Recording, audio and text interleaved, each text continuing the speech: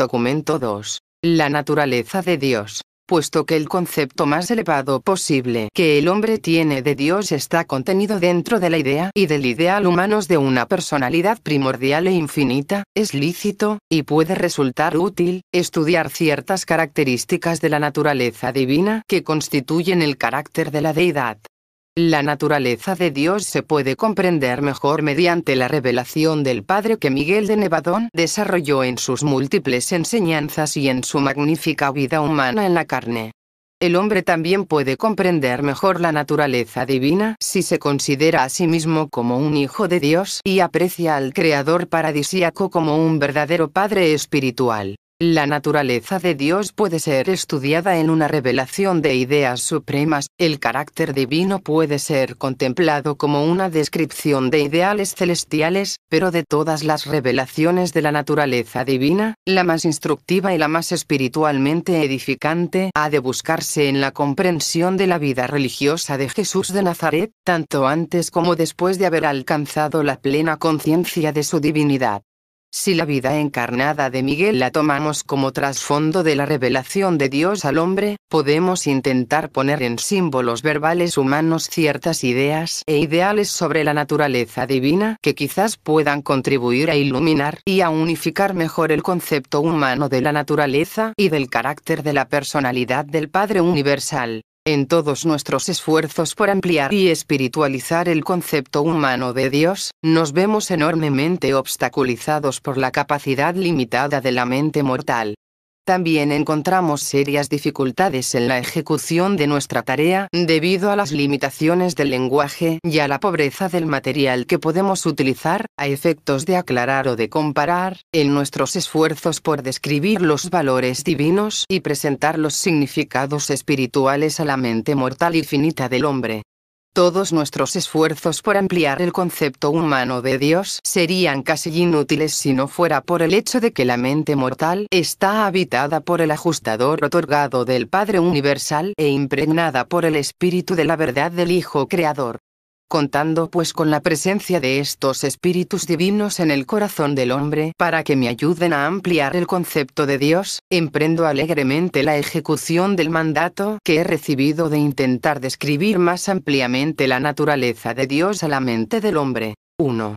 La infinidad de Dios. En lo tocante al infinito, no podemos descubrirlo. Los pasos divinos no se conocen. Su comprensión es infinita y su grandeza es insondable. La luz cegadora de la presencia del Padre es tal, que para sus criaturas humildes parece residir en espesas tinieblas.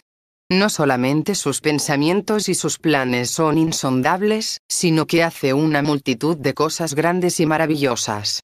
Dios es grande. No lo comprendemos, ni se puede averiguar el número de sus años. ¿Vivirá Dios en verdad en la tierra? Mirad, el cielo, el universo, y el cielo de los cielos, el universo de universos, no pueden contenerlo. Cuán insondables son sus juicios e indescubribles sus caminos. No hay más que un solo Dios, el Padre Infinito, que es también un Creador fiel. El Creador divino es también el determinador universal, la fuente y el destino de las almas. Él es el alma suprema, la mente primordial, y el espíritu ilimitado de toda la creación. El gran controlador no comete errores. Resplandece de majestad y de gloria. El Dios creador está totalmente desprovisto de temor y de enemistad. Es inmortal, eterno, existente por sí mismo, divino y generoso. Cuán puro y hermoso, cuán profundo e insondable es el antepasado celestial de todas las cosas. El infinito es muy excelente, ya que se da a sí mismo a los hombres. Es el principio y el fin, el Padre de toda intención buena y perfecta. Con Dios todas las cosas son posibles. El Creador eterno es la causa de las causas. A pesar de la infinidad de las manifestaciones prodigiosas de la personalidad eterna y universal del Padre, Él es incondicionalmente consciente de su infinidad y de su eternidad. Asimismo, conoce plenamente su perfección y su poder. Aparte de sus divinos coordinados, es el único ser en el universo que experimenta una evaluación perfecta, adecuada y completa de sí mismo. El Padre satisface de manera constante e infalible las necesidades de la demanda diferencial que se tiene de él a medida que ésta cambia de vez en cuando en las diversas secciones de su universo maestro. El gran Dios se conoce y se comprende. Es infinitamente consciente de todos sus atributos primordiales de perfección. Dios no es un accidente cósmico ni un experimentador de universos. Los soberanos de los universos pueden emprender aventuras. Los padres de las constelaciones pueden hacer experimentos. Los jefes de los sistemas pueden entrenarse. Pero el Padre Universal ve el fin desde el principio. Su plan divino y su propósito eterno abarcan y comprenden realmente todos los experimentos y todas las aventuras de todos sus subordinados, en todos los mundos, sistemas y constelaciones de todos los universos de sus inmensos dominios. Ninguna cosa es nueva para Dios, y ningún acontecimiento cósmico se produce nunca por sorpresa. Él habita el círculo de la eternidad. Sus días no tienen principio ni fin.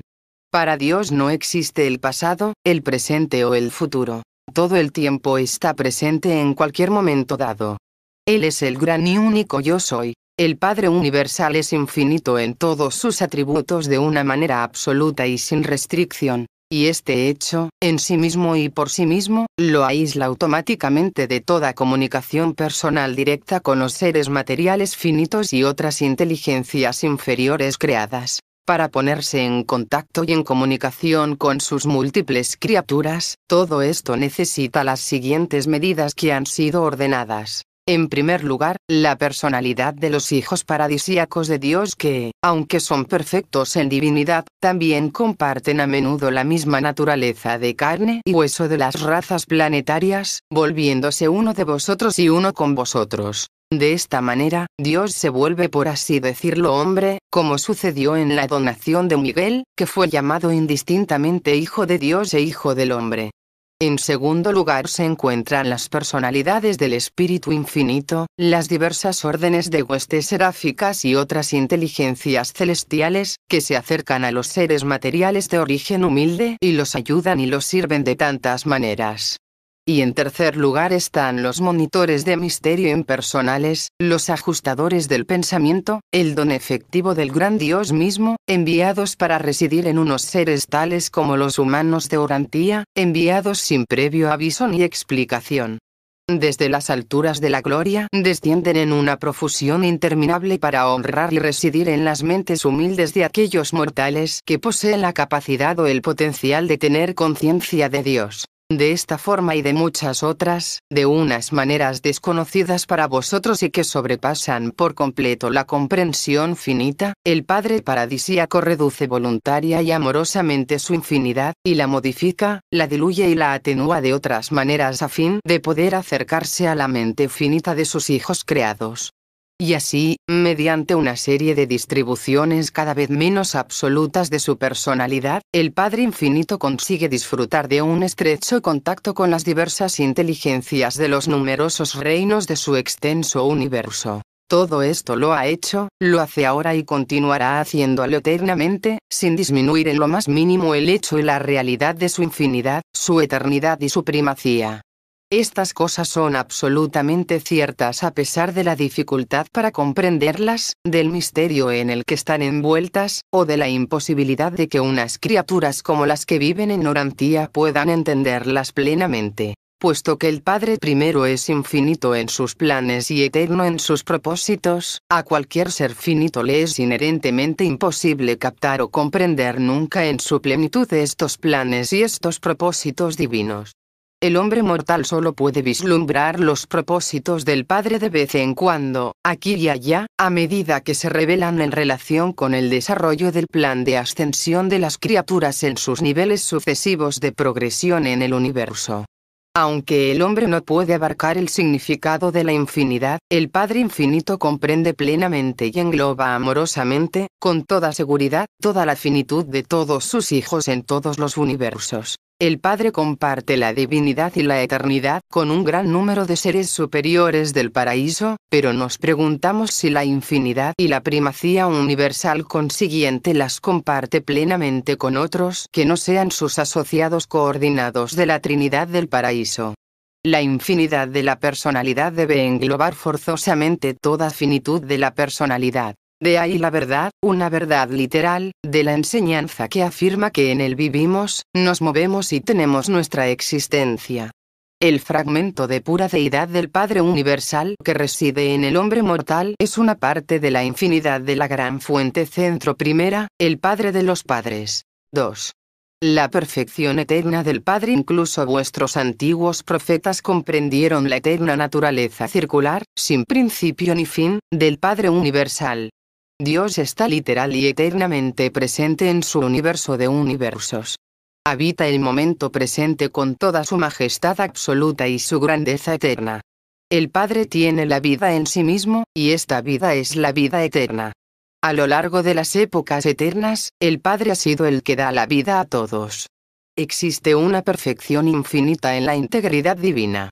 Yo soy el Señor, yo no cambio.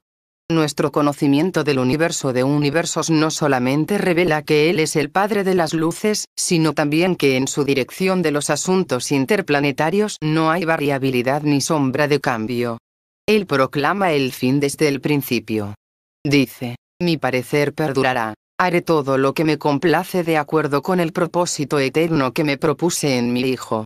Los planes y los propósitos de la fuente centro primera son pues como ella misma, eternos, perfectos y siempre invariables. Existe una perfección final y una plenitud completa en los mandatos del Padre. Todo lo que Dios hace será para siempre. No se puede añadir nada ni quitar nada. El Padre Universal no se arrepiente de sus propósitos originales de sabiduría y de perfección. Sus planes son firmes, su parecer es inmutable, mientras que sus actos son divinos e infalibles. 1000 años a sus ojos son como el día de ayer cuando ha pasado, y como una vigilia nocturna.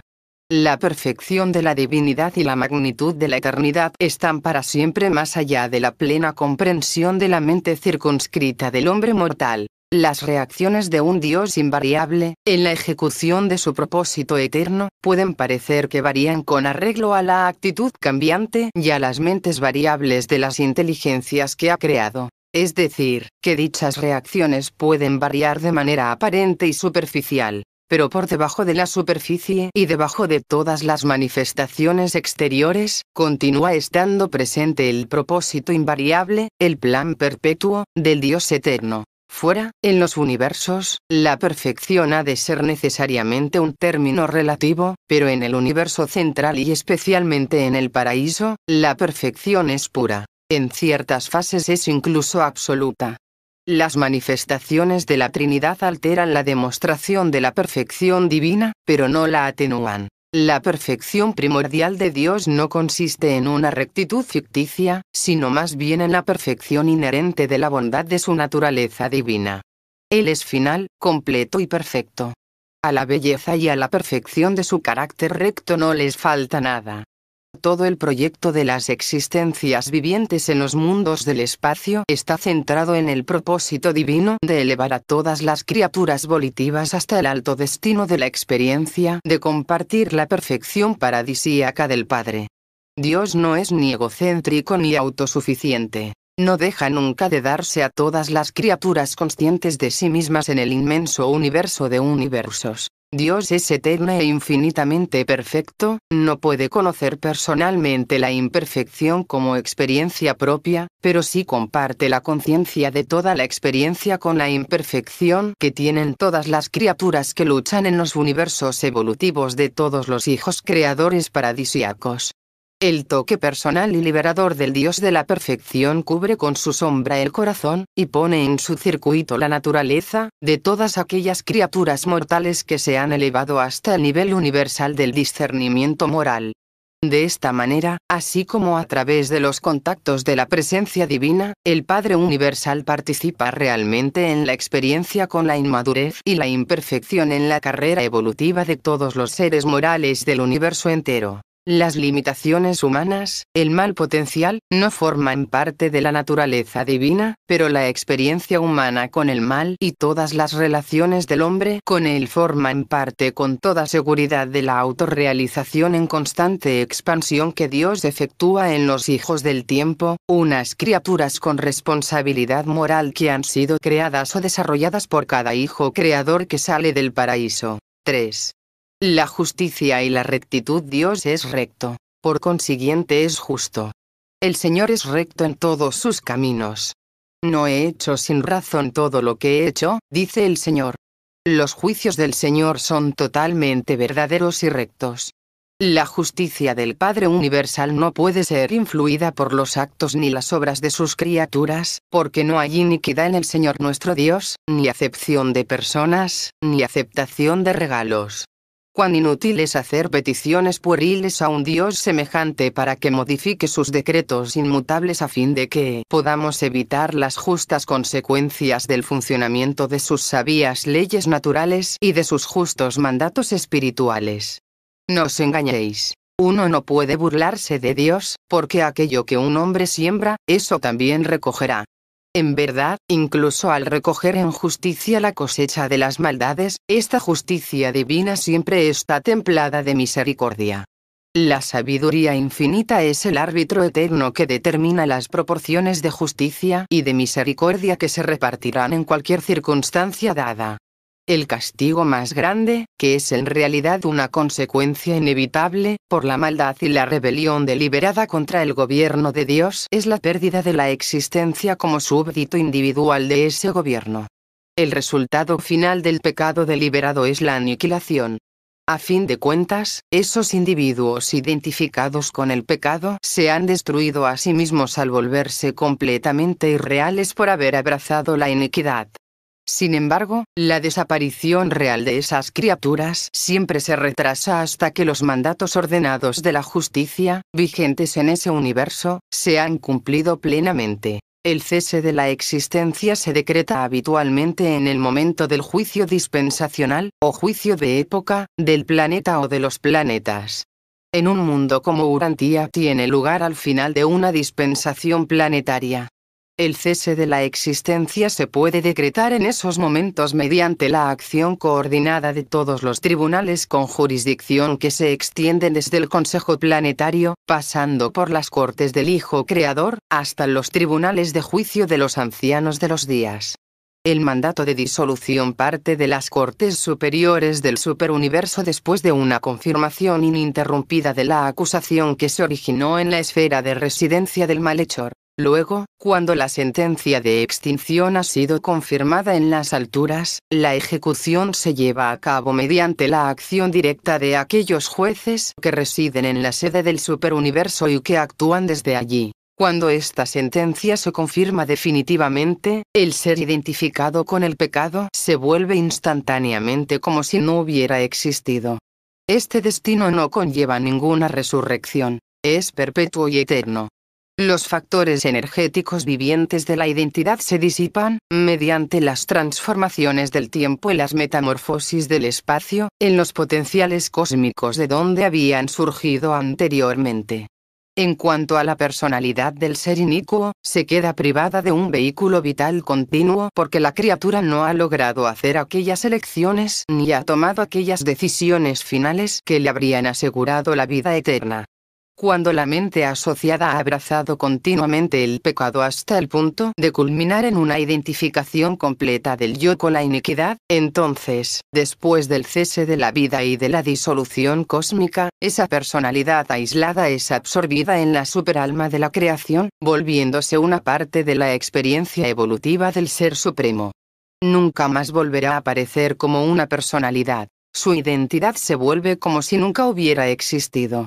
En el caso de una personalidad habitada por un ajustador, los valores espirituales experienciales sobreviven en la realidad del ajustador que sigue existiendo. En cualquier controversia universal entre los niveles manifestados de la realidad, la personalidad del nivel superior terminará por triunfar sobre la personalidad del nivel inferior.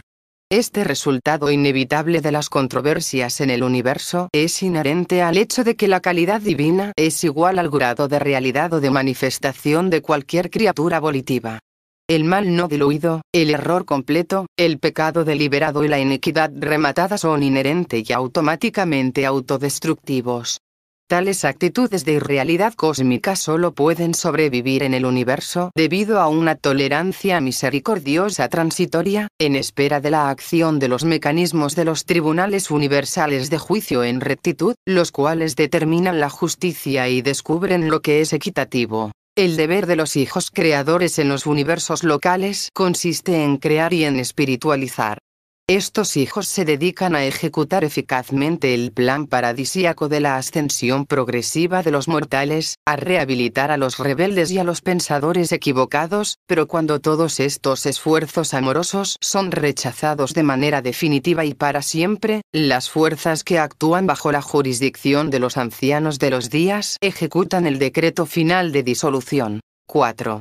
La misericordia divina. La misericordia es simplemente la justicia, templada por esa sabiduría que procede del conocimiento perfecto y del pleno reconocimiento de la debilidad natural y de los obstáculos ambientales de las criaturas finitas.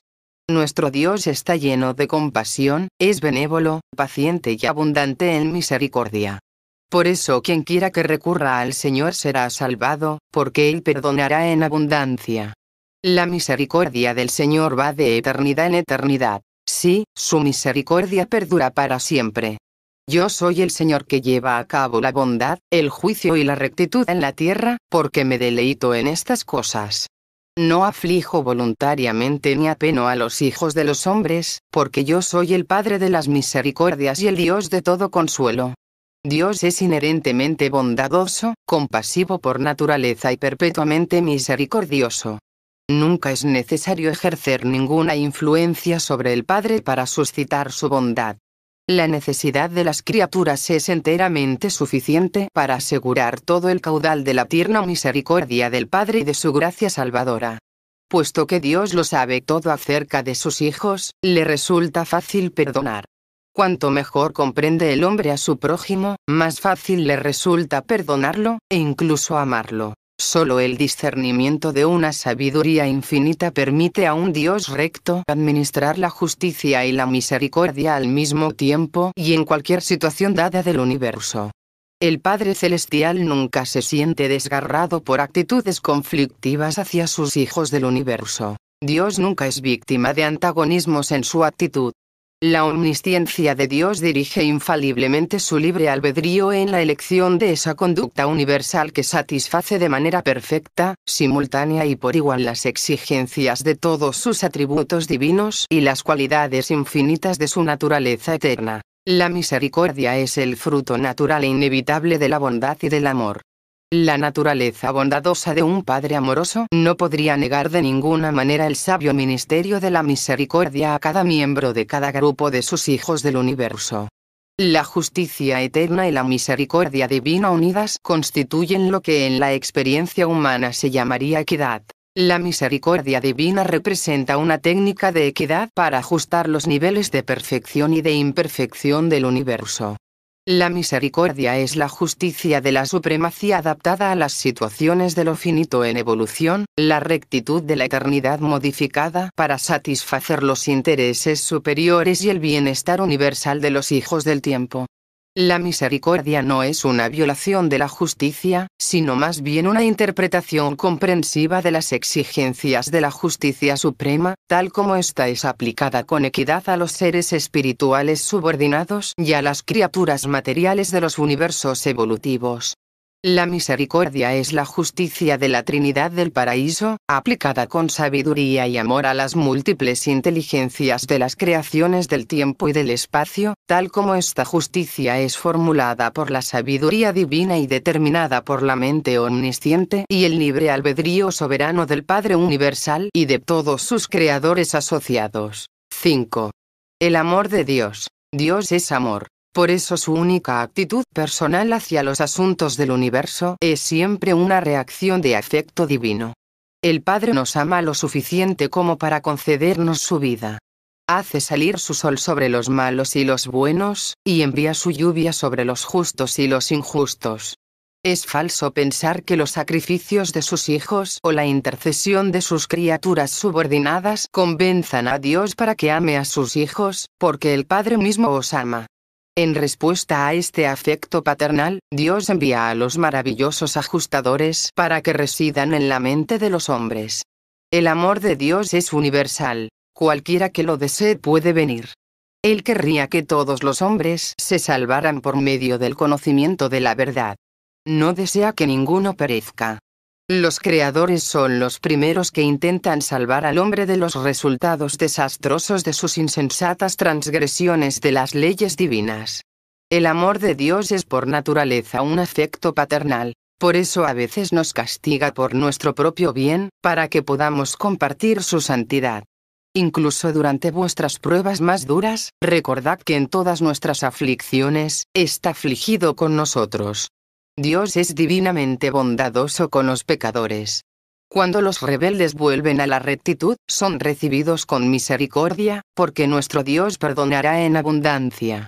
Yo soy aquel que borra vuestras transgresiones por mi propia complacencia, y no me acordaré de vuestros pecados. Mirad la clase de amor que el Padre nos ha otorgado para que nos llamen hijos de Dios. Después de todo, la prueba más grande de la bondad de Dios y la razón suprema para amarlo es el don interior del Padre, el ajustador que espera tan pacientemente la hora en que Él y vosotros seréis eternamente una sola cosa. Aunque no podáis encontrar a Dios por medio de la investigación, si os sometéis a las directrices del espíritu interior, seréis guiados infaliblemente paso a paso, vida tras vida, de un universo a otro, y era tras era, hasta que os encontréis finalmente en la presencia de la personalidad paradisíaca del Padre Universal. Cuán irrazonable es que no adoréis a Dios porque las limitaciones de la naturaleza humana y los obstáculos de vuestra creación material os impiden verlo. Entre vosotros y Dios hay una enorme distancia, de espacio físico, que hay que atravesar. Existe igualmente un gran abismo de diferencia espiritual que hay que colmar. Pero a pesar de todo lo que os separa física y espiritualmente de la presencia personal de Dios en el paraíso, deteneos a reflexionar sobre el hecho solemne de que Dios vive dentro de vosotros. A su propia manera y ha tendido un puente sobre el abismo. Ha enviado de sí mismo su Espíritu para que viva en vosotros y trabaje con vosotros mientras continuáis vuestra carrera eterna en el universo. Encuentro fácil y agradable adorar a alguien que es tan grande, y que al mismo tiempo se dedica tan afectuosamente al ministerio de elevar a sus humildes criaturas.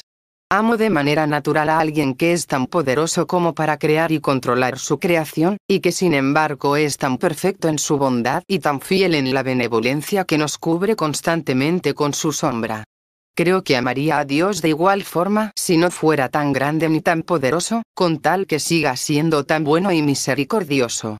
Todos amamos más al Padre por su naturaleza que en reconocimiento de sus atributos asombrosos. Cuando observo a los hijos creadores y a sus administradores subordinados luchando tan valientemente contra las múltiples dificultades del tiempo inherentes a la evolución de los universos del espacio, descubro que tengo un afecto grande y profundo por esos gobernantes menores de los universos. Después de todo, creo que todos nosotros, incluidos los mortales de los mundos, amamos al Padre Universal y a todos los demás seres divinos o humanos porque percibimos que esas personalidades nos aman verdaderamente. La experiencia de amar es en gran medida una respuesta directa a la experiencia de ser amado. Sabiendo que Dios me ama, debería continuar amándolo de manera suprema, aunque estuviera despojado de todos sus atributos de supremacía, ultimidad y absolutidad. El amor del Padre nos sigue ahora y a lo largo del círculo sin fin de las eras eternas. Cuando meditéis sobre la naturaleza amorosa de Dios, solo hay una reacción razonable y natural de la personalidad. Amaréis a vuestro Hacedor cada vez más. Tendréis por Dios un afecto análogo al que un niño siente por su padre terrestre, porque al igual que un padre real, un verdadero padre, ama a sus hijos, el Padre Universal ama a sus hijos e hijas creados y busca constantemente su bienestar. Pero el amor de Dios es un afecto parental inteligente y previsor.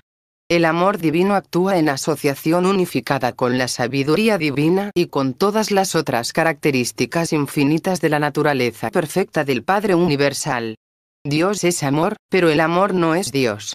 La mayor manifestación del amor divino por los seres mortales se puede observar en la concesión de los ajustadores del pensamiento, pero vuestra mayor revelación del amor del Padre se puede contemplar en la vida de donación de su Hijo Miguel cuando vivió en la tierra la vida espiritual ideal.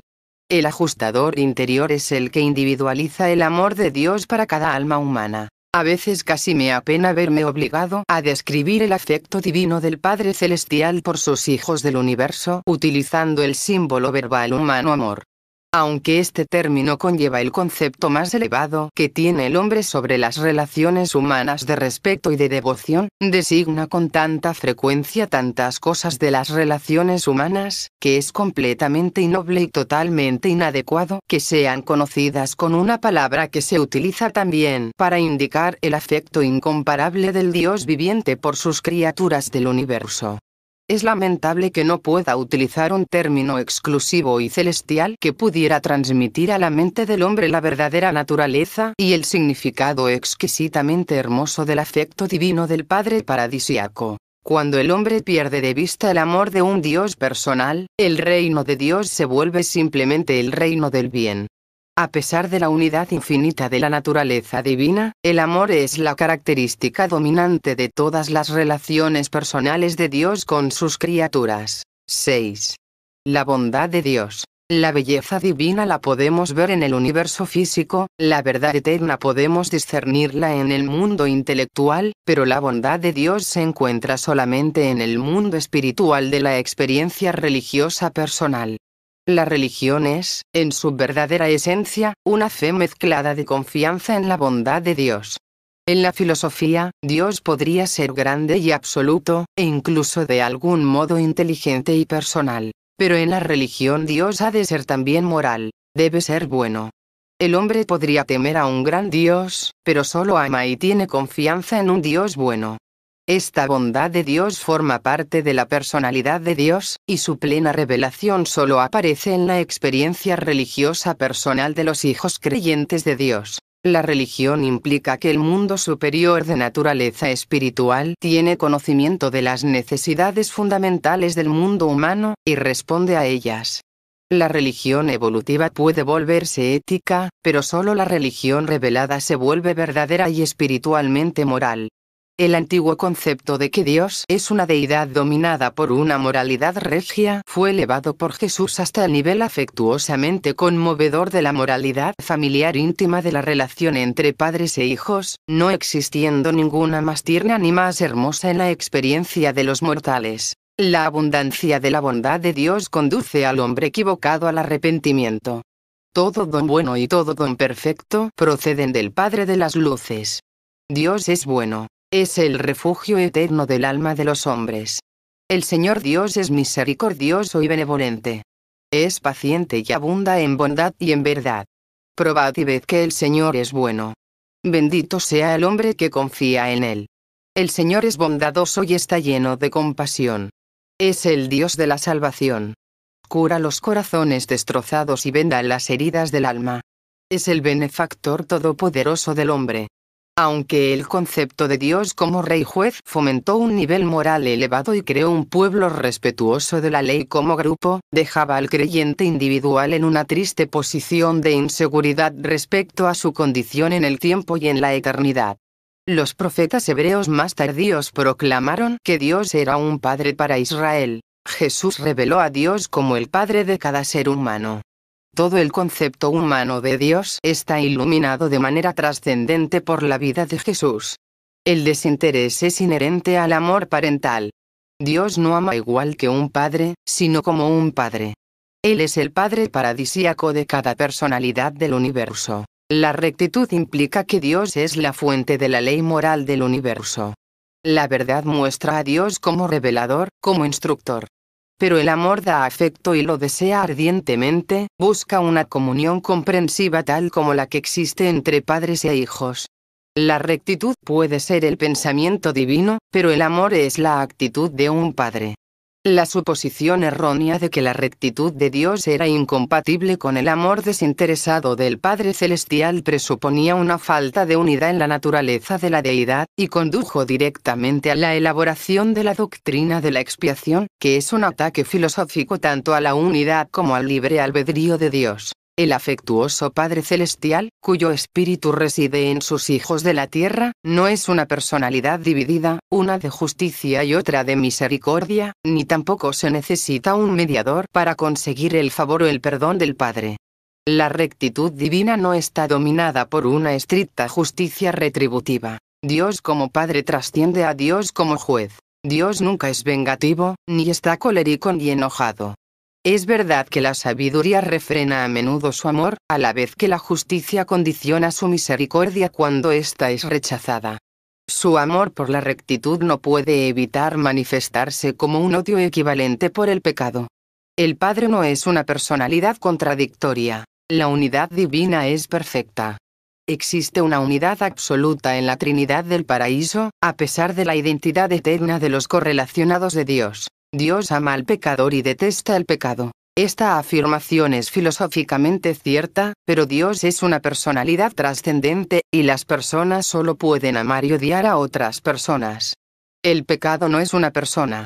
Dios ama al pecador porque es una realidad personal, potencialmente eterna, mientras que Dios no adopta ninguna actitud personal hacia el pecado, porque el pecado no es una realidad espiritual, no es personal. Por eso solo la justicia de Dios tiene en cuenta su existencia. El amor de Dios salva al pecador. La ley de Dios destruye el pecado. Esta actitud de la naturaleza divina cambiaría en apariencia si el pecador terminara por identificarse totalmente con el pecado, al igual que esta misma mente mortal puede identificarse plenamente también con el ajustador espiritual interior. La naturaleza de un mortal identificado así con el pecado se volvería entonces completamente antiespiritual, y, por tanto, personalmente irreal, y experimentaría la extinción final de su ser.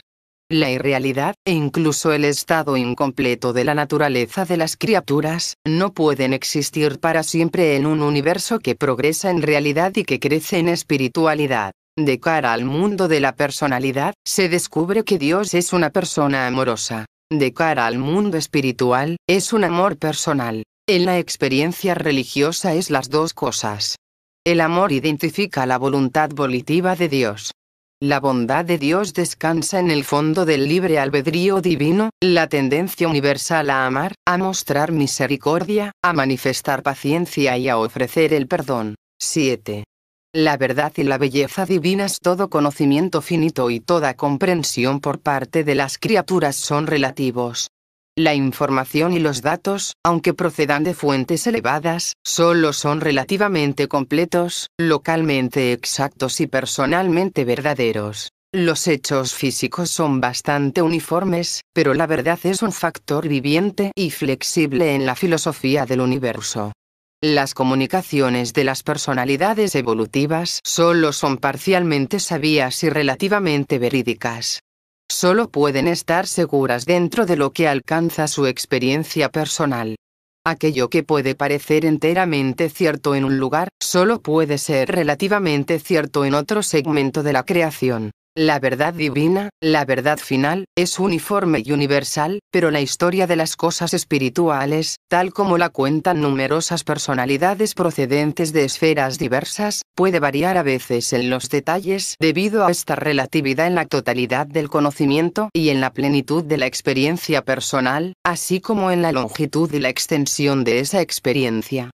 Las leyes y los decretos, los pensamientos y las actitudes de la gran fuente centro primera son eterna, infinita y universalmente verdaderos, pero al mismo tiempo su aplicación y su adaptación a cada universo, sistema, mundo e inteligencia creada concuerdan con los planes y la técnica de los hijos creadores tal como estos actúan en sus respectivos universos, y también están en armonía con los planes y los procedimientos locales del espíritu infinito y de todas las demás personalidades celestiales asociadas. La falsa ciencia del materialismo condenaría al hombre mortal a convertirse en un proscrito en el universo. Un conocimiento así de parcial es potencialmente malo. Es un conocimiento compuesto a la vez de bien y de mal. La verdad es hermosa porque es a la vez completa y simétrica. Cuando el hombre busca la verdad, persigue aquello que es divinamente real. Los filósofos cometen su error más grave cuando se extravían en el sofisma de la abstracción, en la práctica de enfocar la atención sobre un aspecto de la realidad, y luego declarar que ese aspecto aislado constituye la verdad total.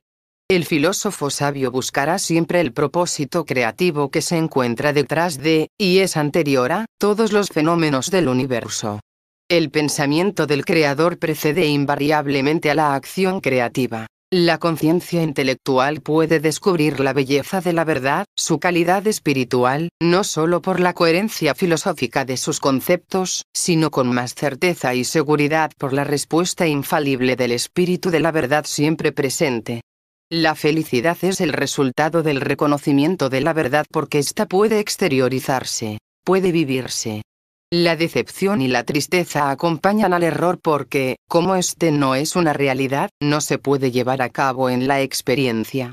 La verdad divina se conoce mejor por su sabor espiritual. La búsqueda eterna es con vistas a la unificación, a la coherencia divina. El extenso universo físico encuentra su coherencia en la isla del paraíso. El universo intelectual halla su coherencia en el Dios de la mente, el actor conjunto. El universo espiritual es coherente en la personalidad del Hijo Eterno. Pero los mortales aislados del tiempo y del espacio encuentran su coherencia en Dios Padre a través de la relación directa entre el ajustador del pensamiento interior y el Padre universal. El ajustador del hombre es un fragmento de Dios y busca perpetuamente la unificación divina. Es coherente con la deidad paradisíaca de la fuente centro primera, y en ella, discernir la belleza suprema es descubrir e integrar la realidad. Discernir la bondad divina en la verdad eterna, esa es la belleza última. Incluso el encanto del arte humano consiste en la armonía de su unidad. El gran error de la religión hebrea consistió en que no logró asociar la bondad de Dios con las verdades objetivas de la ciencia y la belleza atractiva del arte. A medida que la civilización progresaba, y puesto que la religión insistía en seguir el mismo camino insensato de acentuar con exceso la bondad de Dios, excluyendo relativamente la verdad y descuidando la belleza, ciertos tipos de hombres desarrollaron una tendencia creciente a desviarse del concepto abstracto y disociado de la bondad aislada. La moralidad aislada y exagerada de la religión moderna, que no logra retener la devoción y la lealtad de muchos hombres del siglo XX, se rehabilitaría si, además de sus mandatos morales, concediera una consideración equivalente a las verdades de la ciencia, la filosofía y la experiencia espiritual, a las bellezas de la creación física, al encanto del arte intelectual y a la grandeza de la consecución de un carácter auténtico. El desafío religioso de la época actual es para aquellos hombres y mujeres previsores, con visión de futuro y con perspicacia espiritual, que se atrevan a construir una nueva y atrayente filosofía de la vida a partir de los conceptos modernos ampliados y exquisitamente integrados de la verdad cósmica, la belleza universal y la bondad divina. Una visión así nueva y justa de la moralidad atraerá todo lo que hay de bueno en la mente del hombre y desafiará lo que hay de mejor en el alma humana. La verdad, la belleza y la bondad son realidades divinas, y a medida que el hombre asciende la escala de la vida espiritual, estas cualidades supremas del Eterno se coordinan y se unifican cada vez más en Dios, que es amor. Toda verdad, material, filosófica o espiritual, es a la vez bella y buena. Toda belleza real, el arte material o la simetría espiritual, es a la vez verdadera y buena. Toda bondad auténtica, ya se trate de la moralidad personal, la equidad social o el ministerio divino, es igualmente verdadera y bella. La salud, la cordura y la felicidad son integraciones de la verdad, la belleza y la bondad tal como se encuentran combinadas en la experiencia humana. Estos niveles de vida eficaz llegan a conseguirse mediante la unificación de los sistemas energéticos, los sistemas de las ideas y los sistemas del espíritu. La verdad es coherente, la belleza es atractiva y la bondad es estabilizadora. Cuando estos valores de lo que es real se coordinan en la experiencia de la personalidad, el resultado es un elevado tipo de amor condicionado por la sabiduría y capacitado por la lealtad. La verdadera finalidad de toda la educación en el universo consiste en coordinar de la mejor manera a los hijos aislados de los mundos con las realidades más amplias de su experiencia en expansión. La realidad es finita en el nivel humano, y es infinita y eterna en los niveles superiores y divinos, presentado por un consejero divino, que actúa por autoridad de los ancianos de los días de Ubersa.